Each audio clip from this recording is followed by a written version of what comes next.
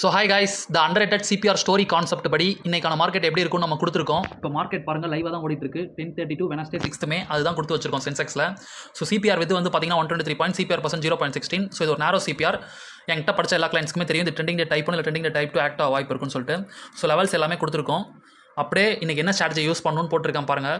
So important places for break out or reversal zones அப்படின்னு சொல்லிட்டு 77,231, 77,656, 77,857 upside கொடுத்துருக்கேன். So இது வந்து பிரேக் அவுட் ஆகுது இல்லை ரிவர்சல் ஆகுதான்னு பார்க்கணும்னு சொல்லிட்டு கொடுத்துருக்கேன். அதே தான் என்னோட கம்யூனிட்டி மெம்பர்ஸ்க்கு எத்தனை மணி கொடுத்துருக்கோன்னு பார்த்தீங்கன்னா டுடே காலையில் 8:24 AM மார்க்கெட் ஆரம்பிக்கிறதுக்கு முன்னாடி இதை கொடுத்துருவேன். எப்பயுமே நான் இது மாதிரி எழுதி வச்சு தான் ட்ரேட் பண்ணுவேன். ஓகேவா?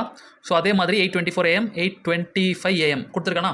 ஸோ மார்க்கெட் கரெக்டாக இங்கே பாருங்கள், இந்த இடத்துல 77,656 அதை தான் இங்கே கொடுத்துருக்கேன். 77,856 கரெக்டாக மார்க்கெட் இடத்துல பிரேக் அவுட் ஆகாமல் ரிவர்சல் ஆயிருக்கு.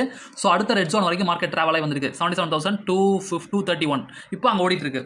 ஸோ இதை வச்சு தான் நம்ம கிளைண்ட்ஸ் எல்லாருமே ப்ராஃபிட் பண்ணது, நானுமே ப்ராஃபிட் பண்ணது. எந்த இடத்துல என்ட்ரி ஆகும்னு பார்த்தீங்கன்னா 77,500 323 இருக்கும்போது என்ட்ரி ஆகி இங்கே கரெக்டாக 400 போகும்போது எக்ஸிட் ஆகிட்டோம். 1 லாட்லேயே 1,600 rupees ப்ராஃபிட்டு. ஸோ அதான் என் கம்யூனிட்டி மெம்பர்ஸ்க்கு நான் கொடுத்துருப்பேன். இங்கே பாருங்கள், இது என்னோட ஓன் ப்ரூஃப். 1 லாட்டை வச்சு பண்ணது. ஸோ 1,600 சில பேர் கம்மியாக தெரியலாம், பட் 1 லாட்டில் இந்த ப்ராஃபிட் மேக் பண்ணியிருக்கோம். ஸோ இதெல்லாம் எப்படி பண்ணுறோம், இதெல்லாம் பற்றி தெரிஞ்சுக்கணும். நீங்களுமே ப்ராஃபிட் பண்ணணும்னு இன்ட்ரெஸ்ட் இருந்துச்சு அப்படின்னா மறக்காம நம்மளை காண்டாக்ட் பண்ணுங்கள். த அண்டர்ரேட்டட் சிபிஆர் ஸ்டோரி கான்செப்ட்ஸ் தான் எல்லாருக்கும் சொல்லி கொடுத்துருக்கோம். ரொம்ப எளிமையான கான்செப்ட். இதை கற்றுக்கிறது மூலிமா மார்க்கெட் பார்க்குற விதத்தை மாற்ற முடியும். ஸோ அன்டில் தென் நெக்ஸ்ட் வீடியோவில் பார்ப்போம் கைஸ். தேங்க்யூ.